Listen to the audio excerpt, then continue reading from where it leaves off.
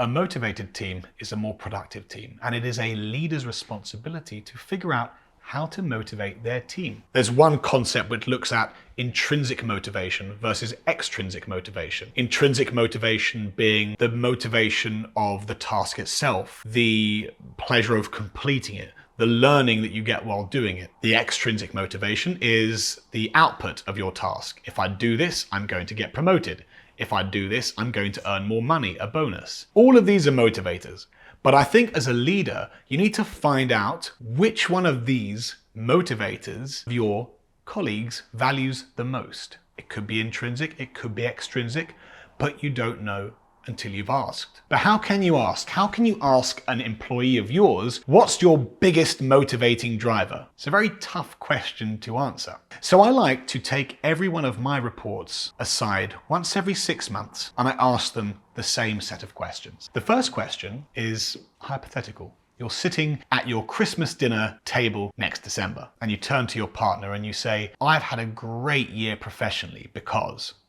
Now, the answer to that question is going to be the key motivators for that person. They might say, I learned a lot.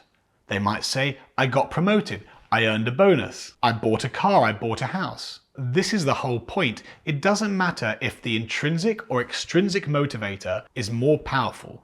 What matters is that you as a leader, as a manager, understands what that person wants to see in 12 months.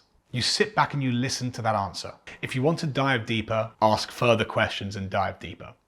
But once you're done, you take a step back and you ask a second question. You're sitting at your dinner table in 3 years' time, and you turn to your partner and you say, I've had a great 3 years professionally because...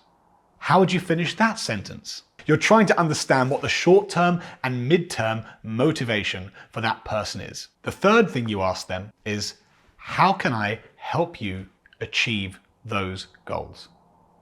If, for example, one of your reports spoke about learning, enroll them on the courses they want to go on. If one of your reports talked about earning, think about how you can motivate them to earn more. If one of your reports talks about mastering, help them master. The great thing here is if you have this conversation with your reports, you're going to learn about the quid pro quo in work, right? That you're coming to our company and we need something from you. We need your talents, we need your productivity. And in return, beyond salary, safety, the basic tools for the job, and no bureaucracy, we're going to try and make your own motivators come true. The very fact that you have asked that question already sets you aside from most managers. But part of your role should ensure that you write down the motivators that matter most to each one of your staff, and you try and make those items come true over the timeframes that you discussed.